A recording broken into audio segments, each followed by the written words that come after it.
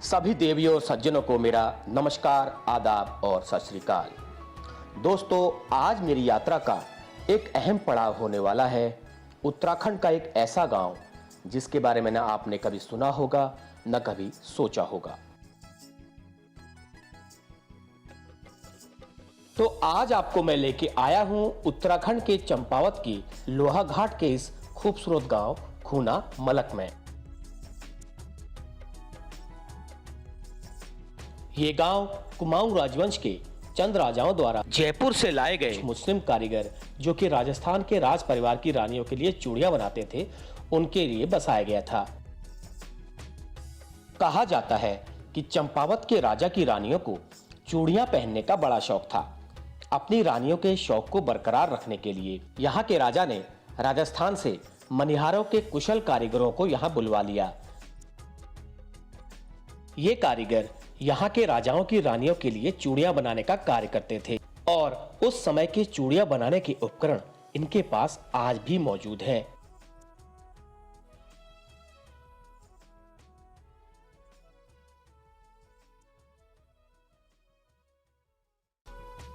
तो इस वक्त मैं खड़ा हूँ टनकपुर चंपावत पिथौरागढ़ नेशनल हाईवे पर, जो कि ऑल वेदर रोड के नाम से जानी जाती है। तो इसी रोड पर खूना बोरा करके गांव है। तो यहाँ पे ये जो ग्राम सभा है ये खूना के नाम से जानी जाती है। ये देखिए, आपको सामने दिख रहा होगा ये गांव। तो अभी मैं इस गांव में नीचे उतरूंगा और वहाँ पे लोगों को ढूंढने की कोशिश करूँगा। ये देखिए, आपको सामने दिख रहा है। करीब अगर गिनती में करूँ तो मुझे 6 से 7 घर वहाँ पर सामने मुझे दिखाई दे रहे हैं और इसके पीछे भी कुछ घर हो सकते हैं। और ये देखिए, इस कम्युनिटी की एक मस्जिद भी हमने आपको नज़र आ रही होगी। तो ये काफ़ी पुराना है। ये करीब जिस वक्त यहाँ पे चंद राजाओं का शासन था, तो तब से ये लोग यहाँ पर बसे हुए हैं। तो बताया जाता है कि ये लोग चंद राजाओं की जो रानियाँ थीं उनको चूड़ियाँ पहनाने के लिए जयपुर से लाए गए थे। तो जयपुर से लाए गए थे तो इनकी सेवा से, तो इनके काम से खुश होकर राजाओं ने इनको ये गांव इनाम स्वरूप भेंट दे दिया था। तो तब से ये लोग यहीं पे हैं। लेकिन इसके हालांकि पलायन का जो एक टच है वो यहाँ भी आपको नज़र आता है, क्योंकि लगभग सारे जितने भी घर खाली हैं, बस 1 या 2 घर में ही मुझे कुछ कपड़े वपड़े सूखते हुए नज़र आ रहे हैं, कुछ गाय जानवर कुछ नज़र आ रहे हैं। इसका मतलब है 1 या 2 घर ही आबाद है, बाकी सब लोग यहाँ से जा चुके हैं।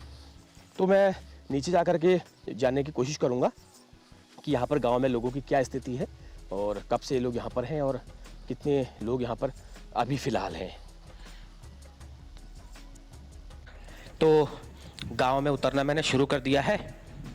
हालांकि मैं जानता यहाँ पे किसी को नहीं हूँ, लेकिन एक अपने अंदाज से मैं गांव में उतरने की कोशिश कर रहा हूँ। अगर जो भी मुझे पहला व्यक्ति मिलेगा तो उससे मैं अगर बताने का इच्छुक होगा, अगर वो सहज होगा मेरे सामने या कैमरे के सामने सहज होगा बताने में, तो उससे मैं ज़रूर पूछूंगा।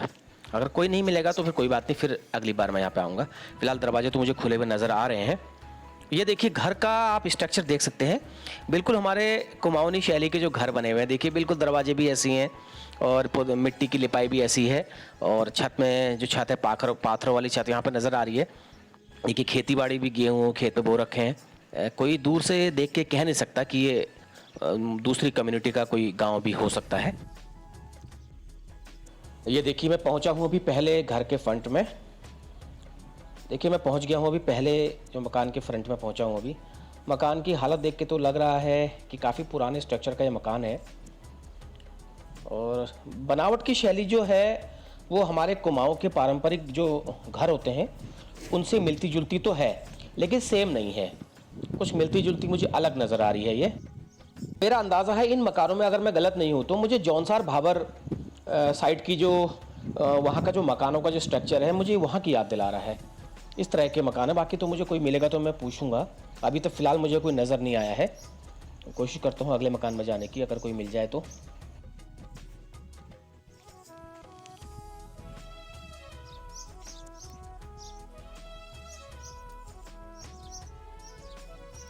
लेकिन किसी के बिना मिले भी आप देख सकते हैं, जो मैं आपको दिखा पा रहा हूँ, मकान की हालत बहुत ज़्यादा जीर्ण शीर्ण हो चुकी है और लगता है दूर दूर तक इन मकानों को किसी ने अभी तक छुआ नहीं है, क्योंकि यहाँ पर कोई रहता नहीं है। सब खिड़की दरवाजे सब बंद पड़े हैं और सब घास उगी हुई है आंगन में। एक आध गाय बकरी तो मुझे बधी हुई दिखाई दे रही है, देखता हूँ कोई मिल जाए तो। देखिए पलायन का जो हाल है वो यहाँ भी आपको दर्द बयां कर रहा है। हाँ, इसमें कोई रहता है लग रहा है मुझे। इस वाले मकान में कोई हुआ, एक अंकल आ रहे हैं, अभी उनसे बातचीत करता हूँ मैं। आ रहे हैं, एक अंकल आ रहे हैं, बकरियों को लेकर के आ रहे हैं अपनी। चलिए रुक के बात करते हैं इनसे। वैसे सच कहूँ तो गांव बहुत ज़्यादा खूबसूरत है, निहायत ही खूबसूरत है, और बड़ा आकर्षित किया इस गांव की खूबसूरती ने मुझे। और चारों तरफ हरियाली है, और खेत भी बड़े कायदे से करीने के खेत बनाए हुए हैं। देखिए दूर दूर तक आप देख सकते हैं, बहुत ही खूबसूरत गांव है।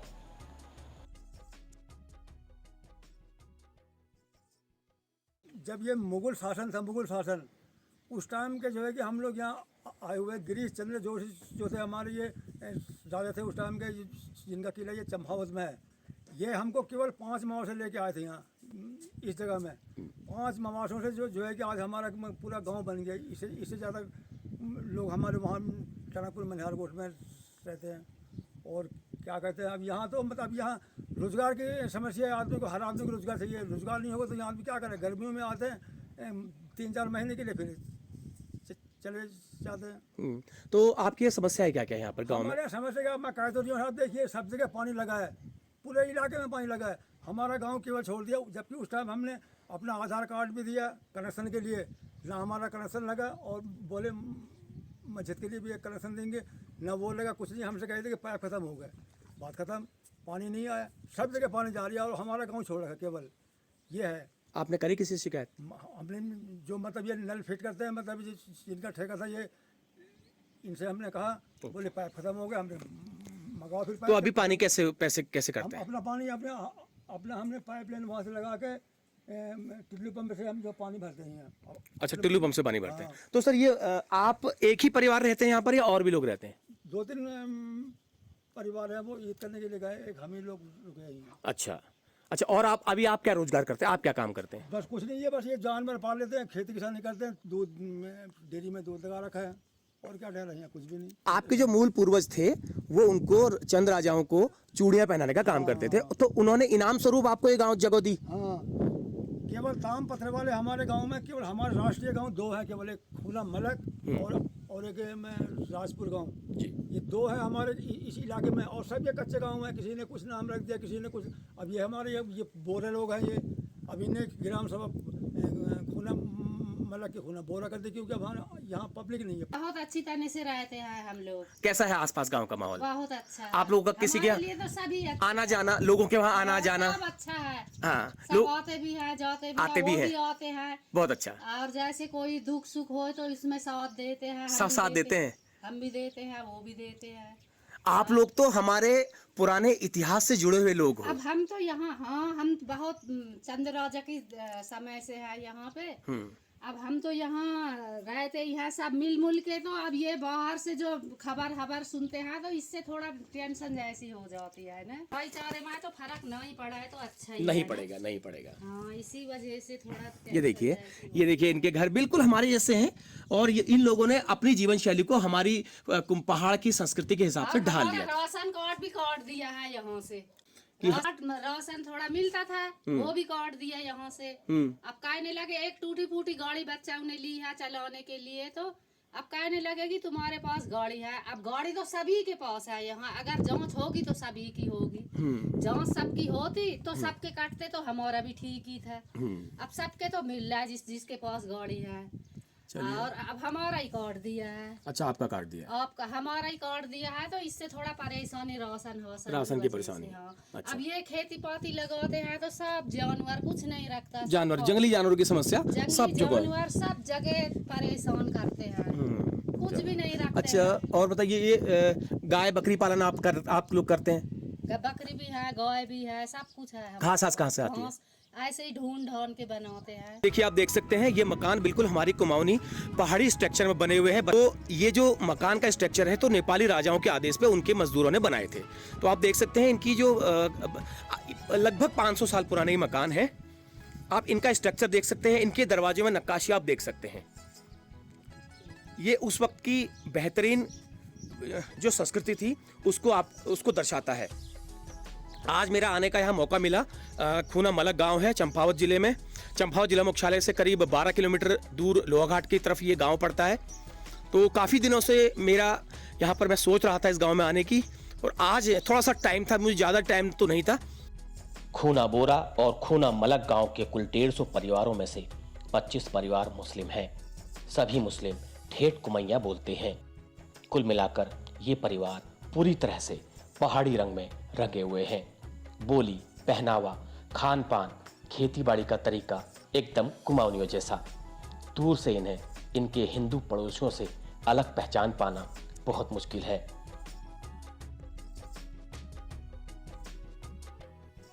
और खान का हेलो है आज ही ना पाक रहे हो? भात के पकोड़ा, भट्टे चुनकर पकोड़ा, झोई पकाला, भट्टे चुनकर पकोड़ा। अरे वाह, कितना अच्छा लग रहा है पहाड़ी बोलते हुए। अरे वाह, क्या बात है। हम सब पहाड़ी आपस में जितने भी हम सब पहाड़ी में बात करते हैं। बहुत सुंदर, बहुत खूबसूरत। अच्छा अच्छा, देसी बोल हमारे बोलते होनिया नाम है हमारी हमारी बाड़ी से दो देसी बाड़ी हमारी। अरे वाह, खेत पात क्या कर रखी बे?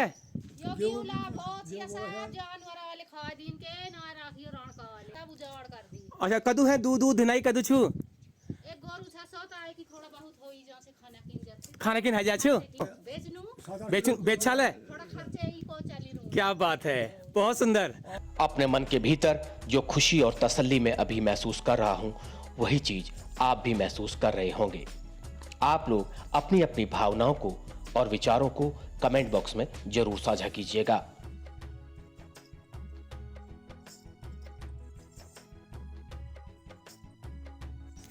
तो जो एक दो परिवार, इक्का दुक्का परिवार यहाँ पे रह रहे हैं, वो बकरी पालन, गाय पालन, ये सब करके अपनी आजीविका चला रहे हैं। ये देखिए, हमारे प्लेन्स की तरह घास काटने वाली कुट्टी भी रखी है, कुट्टी मशीन।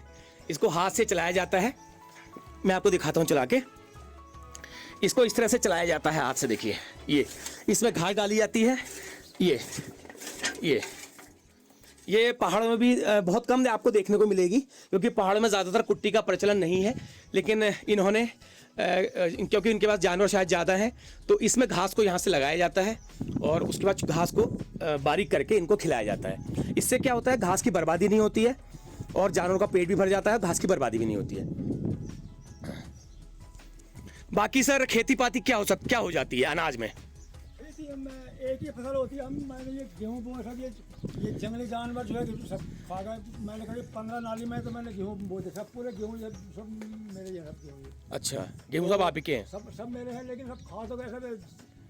सरकार ने कम से कम इतना करना चाहिए, जब पहाड़ में देखो आदमी खेती नहीं कर रही है जानवरों की वजह से, तो जानवर जंगली जानवर आते हैं वो सब जड़े हुए है, मतलब ये काकर ऐसी जो है सब खा जाते हैं।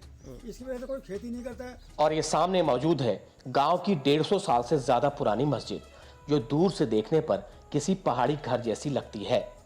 संभवतः इस तरह के स्थापत्य की दूसरी कोई मस्जिद दुनिया में होगी। यहाँ इबादत करने वाले भी पूरी तरह से पहाड़ी रंग में रंगे नजर आते हैं।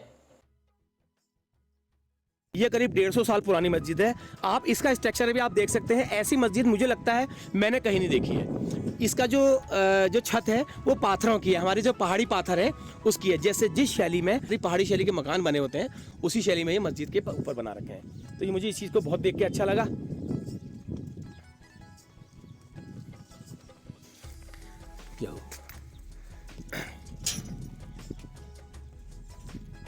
ये देखिए, सामने जो घर दिख रहे हैं ये भी खाली है, इनमें कोई रहता नहीं है। ये भी पलायन की मार से ही प्रभावित है ये घर भी।